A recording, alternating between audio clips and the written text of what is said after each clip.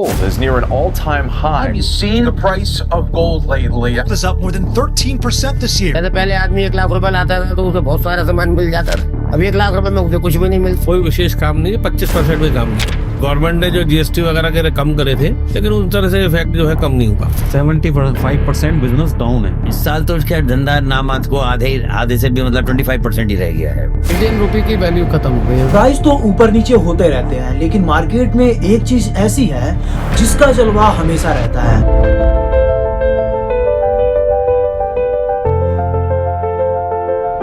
रसिया इतनी तेजी से गोल्ड परचेज कर रहा है कि पूरी दुनिया के गोल्ड प्राइजेस हिल चुके हैं। यह है पिछले 5 सालों का रसिया का गोल्ड परचेज ग्राफ। ये एकदम रॉकेट स्पीड पकड़ चुका है। सिर्फ रसिया ही नहीं, चाइना भी अपनी जेब में काफी तेजी से गोल्ड भरता जा रहा है। और इसके साथ साथ टर्की, पोलैंड और इंडिया भी अपने गोल्ड रिजर्व काफी तेजी से बढ़ाते जा रहे हैं। Even India's RBI is riding this trend. That's the Reserve Bank of India. In this financial year, they've added gold worth $19 billion. It is cutting back on US government debt. Gold hits another record. Spot gold prices have climbed above $4,000 an ounce for the first time ever. Just gold, gold, gold the whole time. Price of the precious yellow metal on the rise. China, India, Poland and the Czech Republic have been among the biggest buyers. सिर्फ India ने पिछले 5 सालों में 220 ton gold खरीदा है और अपने gold reserve को 660 टन से बढ़ाकर 880 टन कर चुका है। इसका असर इंडियन मार्केट पे साफ साफ दिख रहा है। पिछले 1 साल में निफ्टी और सेंसेक्स ने 2.4% का ही सिर्फ रिटर्न दिया है, जबकि वहीं गोल्ड ने 63% का रिटर्न दिया है। और पिछले 5 सालों में जहां निफ्टी ने सिर्फ 170% का, सेंसेक्स ने 108% का ही रिटर्न दिया है, वहीं गोल्ड ने 165% का रिटर्न दिया है। Gold has surged over 50% in the past year. It's a really fascinating asset. It's been around for a long time, which just shows the power of what it's been and how it's played into the market. Gold prices to rally further as several factors have turned positive for the yellow metal. अब कई लोग सोचेंगे कि gold rally तो होता ही रहेगा। जैसे जैसे गोल्ड का डिमांड बढ़ता जाएगा, वैसे वैसे गोल्ड का प्राइस भी बढ़ता जाएगा। लेकिन सच में ऐसा नहीं है। गोल्ड के पीछे छिपा है पॉलिटिक्स और पावर का एक ऐसा गेम जो रसिया, चाइना और इंडिया खेल रहे हैं अमेरिका के साथ। गोल्ड रैली सिर्फ कोई सिंपल सा प्राइस नहीं है, ये एक वेपन है जो इंडिया, चाइना और रसिया अमेरिका के खिलाफ तैयार कर रहे हैं। और चाइना, रसिया और इंडिया को ये और भी मजबूत बनाता जा रहा है। तो सवाल यह है कि गोल्ड रैली के पीछे कौन सा पॉलिटिक्स छिपा हुआ है एंड रसिया और चाइना गोल्ड खरीदकर अमेरिका से कौन सा बदला लेना चाहते हैं। और बढ़ते घटते प्राइस में गोल्ड खरीदना क्या हमारे लिए सेफ है या रिस्की, जानेंगे इस वीडियो में। दोस्तों, गोल्ड के पीछे छिपे जियोपॉलिटिक्स के 3 मेजर रीजंस हैं। पहला, जब जब दुनिया में कोई वॉर या फिर क्राइसिस होता है तब तब गोल्ड के प्राइसेस बढ़ने लगते हैं। जैसे 1970s में इरानियन रिवॉल्यूशन हुआ, रसिया ने अफगानिस्तान में इन्वेड किया और इजराइल वॉन्ग किम्पुर वॉर चल रहा था, तब गोल्ड और ऑयल दोनों के ही प्राइस बढ़ने लगे थे। और जब रसिया ने यूक्रेन पे अटैक किया तब भी गोल्ड के प्राइसेस बढ़ने लगे थे। मतलब इससे ये पता चलता है कि हर बार ऐसे ही होता है। लेकिन अब मन में सवाल ये आता है कि आखिर वॉर और गोल्ड का क्या कनेक्शन है। इसका जवाब हमें मिलता है 1944 के एग्रीमेंट में। 1944 में वर्ल्ड वॉर 2 का जब एंड हो गया तब पूरी दुनिया की इकोनॉमी कोलैप्स हो चुकी थी। यूरोप पूरी तरह से तबाह हो चुका था, जर्मनी और जापान बर्बाद हो चुके थे। लेकिन इस बर्बादी के पीछे भी एक देश काफी तेजी से ग्रो कर रहा था और भी पावरफुल होते जा रहा था, और वो था अमेरिका। ये आप सुनकर हैरान हो जाओगे कि उस टाइम पर पूरी दुनिया में जितना गोल्ड है उसका 66% गोल्ड केवल अमेरिका के पास था। मतलब अगर पूरी दुनिया में 100 केजीज गोल्ड है तो उसमें से 66 केजीज गोल्ड केवल अमेरिका होल्ड कर रहा था। गोल्ड के बारे में सबसे मजेदार बात यह है कि गोल्ड लिमिटेड है। अगर पूरी दुनिया के कोने कोने से गोल्ड निकालकर एक जगह पे इकट्ठा कर दे तब भी वो इतना ही होगा। वो 72 × 72 × 72 फीट का एक क्यूब फॉर्म करेगा। मतलब गोल्ड को पैसों के जैसे प्रिंट नहीं किया जा सकता और दुनिया में हमेशा गोल्ड की कमी बनी रहेगी और यही इसे सबसे पावरफुल बनाता है। So gold is the king.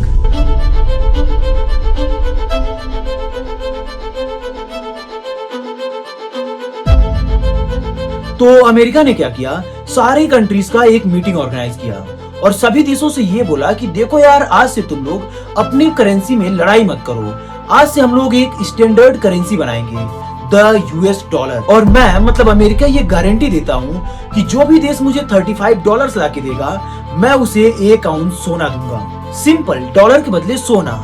Now dollar is the king. क्योंकि हर डॉलर के पीछे रियल फिजिकल गोल्ड रखा हुआ था, इसीलिए अमेरिका ने सारी दुनिया का भरोसा जीत लिया। लेकिन अब सोचिए, अगर कोई देश आता है और वो ये कहता है कि मैं नेपाली या फिर पाकिस्तानी करेंसीज में ट्रेड करूंगा, तब क्या होगा? तो अमेरिका ने बोला कि देखो यार, कौन गारंटी देता है कि नेपाल और पाकिस्तान आगे चलकर अपने करेंसी का वैल्यू मेंटेन रख पाएंगे, क्योंकि उनके पास तो उतना सोना है ही नहीं जितना हमारे पास रखा हुआ है। हम एक इकोनॉमिकली स्टेबल कंट्री हैं। हमारे मिलिट्री को देखो, जेट को देखो और हमारे कंट्री को देखो।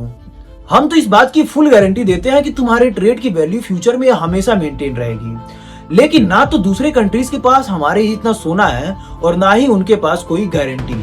तो दुनिया अमेरिका पर भरोसा कर लेती है और 1944 में ब्रूटन वुड्स एग्रीमेंट के बाद डॉलर बन जाता है दुनिया का reserve currency.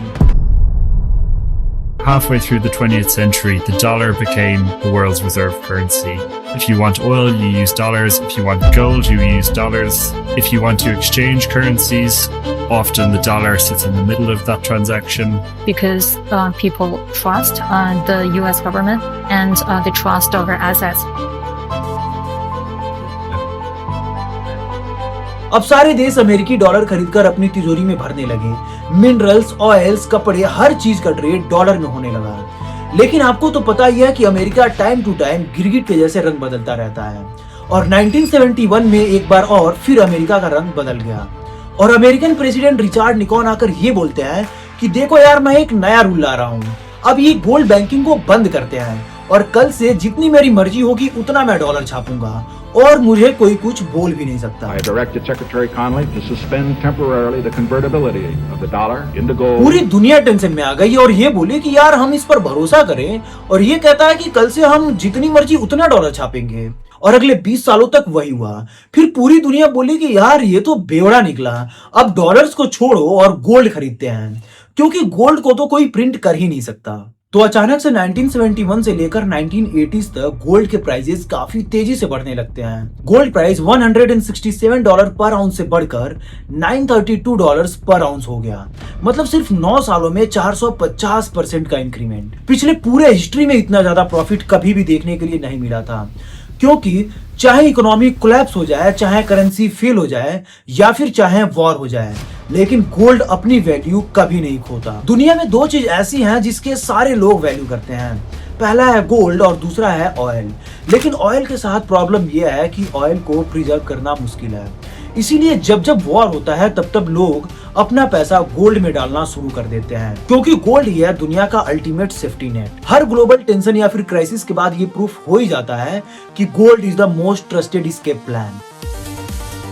Gold is the ultimate precious metal. It's been around since the beginning of time. For a long time, the established wisdom was that gold goes up when there's a weak economy or a threat of recession. Since then, gold keeps on shining even during global turmoil. It's considered a safe haven. और ये था दोस्तों gold rally का सबसे पहला कारण। अगर आप इस ग्राफ को ध्यान से देखें तो आपको पता चलेगा कि दुनिया के सबसे बड़े बड़े देश जैसे रसिया, चाइना और इंडिया अपने यूएस ट्रेजरी होल्डिंग्स को कम करते जा रहे हैं, और वो भी काफी तेजी से। 2008 के फाइनेंशियल क्राइसिस के बाद 2010 तक यूएस ने क्वांटिटेटिव ईजिंग के नाम पे $2.1 ट्रिलियन छाप लिए। इतना पैसा आप समझ रहे हो, बहुत सारे देशों की जीडीपी भी आज तक उतनी नहीं पहुंच पाई। और रसिया ने जब अफगानिस्तान को इन्वेड किया तो यूएस ने रसिया के $300 बिलियन के रिजर्व को फ्रीज कर दिया। As Russian forces invaded Ukraine, Western countries responded with a different kind of weapon. The group of 7 major economies will convene a task force to focus on freezing and seizing assets of key Russian elites. और तब पूरी दुनिया को एक झटका लग गया। लोगों को लगा कि यार अगर यूएस रसिया के एसेट्स को फ्रीज कर सकता है तो हम किस खेत के मूली हैं? हो सकता है कि कल वो हमारे पैसों को भी फ्रीज कर दे। यहीं से शुरू होता है दोस्तों एक साइलेंट रिवॉल्यूशन, और दुनिया के सारे देश अपने ट्रेजरी में गोल्ड भरना शुरू कर देते हैं। और सिर्फ 2022 से 2024 के बीच सेंट्रल बैंक्स ने 3200 टन सोना खरीदा, जो कि हिस्ट्री का सबसे ज्यादा गोल्ड परचेज था। इनमें सबसे ज्यादा गोल्ड परचेज करता है रसिया, जो 2000 से 2024 के बीच में अपने गोल्ड रिजर्व को 384 टन से बढ़ाकर 2300 टन कर लेता है। और चाइना अपने गोल्ड रिजर्व को 395 टन से बढ़ाकर 2200 टन कर लेता है। भारत भी ये रेस दौड़ता है और अपने गोल्ड रिजर्व को 350 टन से बढ़ाकर 850 टन कर लेता है। इससे क्या समझ आता है? यही कि जैसे जैसे यूएस पे दूसरे देशों का भरोसा कम होता जाएगा, वैसे वैसे दूसरे कंट्रीज का गोल्ड पे भरोसा बढ़ता जाएगा। अगर मैं आपको सिंपल शब्दों में समझाऊं तो सारे देश एक ऐसा दुनिया बनाना चाहते हैं जहां डॉलर का सिक्का ही नहीं चलता हो। हाँ, 2-4 नहीं, सपने को पूरे होने में हाफ सेंचुरी भी लग सकती है, लेकिन याद रखना, कोई कितना भी पावरफुल हो जाए, एक ना एक दिन सारी चीजें खत्म हो ही जाती है। तो ये था दोस्तों गोल्ड रैली के पीछे का दूसरा रीजन, और इसके पीछे का तीसरा रीजन हो आप। हाँ, आप, मैं और हम सब। दोस्तों, आपने गोल्ड ईटीएफ के बारे में तो सुना ही होगा, और अगर नहीं भी तो ईटीएफ मतलब एक्सचेंज ट्रेडेड फंड, एक ऐसा फंड जिसमें कोई भी इन्वेस्ट कर सकता है बिना रियल गोल्ड परचेज किए भी। पहले लोग फिजिकल गोल्ड खरीदते थे, लेकिन अब जमाना है डिजिटल गोल्ड का। अब लोग घर बैठे ही गोल्ड ईटीएफ अपने फोन पे ही खरीद लेते हैं। लेकिन इसके पीछे भी एक बात छिपी हुई है कि हर एक गोल्ड ईटीएफ के पीछे रियल गोल्ड होना ही चाहिए। मतलब अगर आप X रुपये का गोल्ड ईटीएफ खरीदते हैं तो फंड मैनेजर को X रुपये का ही रियल गोल्ड अपने वॉल्ट में खरीद के रखना ही पड़ेगा। अब देखिए, जैसे ही दुनिया में कोई पैनिक आता है, जैसे पेंडेमिक या फिर कोई वॉर, तो लोग डिजिटल फॉर्म में गोल्ड खरीदना शुरू कर देते हैं, और इसीलिए फंड मैनेजर्स को रियल गोल्ड खरीदना ही पड़ता है। और यही रीजन है कि डिजिटल फॉर्म में गोल्ड की डिमांड बढ़ने की वजह से फिजिकल गोल्ड का डिमांड बढ़ जाता है, और इसीलिए सप्लाई बढ़ने की वजह से गोल्ड का प्राइस भी इंक्रीज होने लगता है। सिर्फ इंडिया में ही 2019 में गोल्ड ईटीएफ का वैल्यू था 5000 करोड़, और 2025 आते आते ये बढ़कर 9000 करोड़ हो गया। मतलब सिर्फ 6 सालों में 15 गुना से ज्यादा का ग्रोथ। और ग्लोबली भी सिर्फ सितंबर 2025 में $26 बिलियन का इंक्रीमेंट हुआ है गोल्ड ईटीएफ में। ये थे गोल्ड रैली के पीछे के बड़े रीजंस। अब देखते हैं छोटे छोटे रीजंस जो ऑलमोस्ट सबको। इसमें पहला रीजन है हमारे करेंसी का गिरना। गोल्ड डॉलर में ट्रेड होता है, और गोल्ड और डॉलर दोनों की ही वैल्यू रुपये के मुकाबले काफी तेजी से और काफी ज्यादा इंक्रीमेंट हुई है। तो जब 2013 में $1 की वैल्यू थी 61 रुपीज, तब 10 ग्राम सोने की वैल्यू थी 29,000 रुपीज। और अभी 2025 में जब $1 की कीमत है 88 रुपीज, तब 10 ग्राम सोने की वैल्यू 1,22,000 रुपीज तक पहुंच चुकी है। और इसका दूसरा कारण है करोड़ों लोगों का एक साथ सोना खरीदना।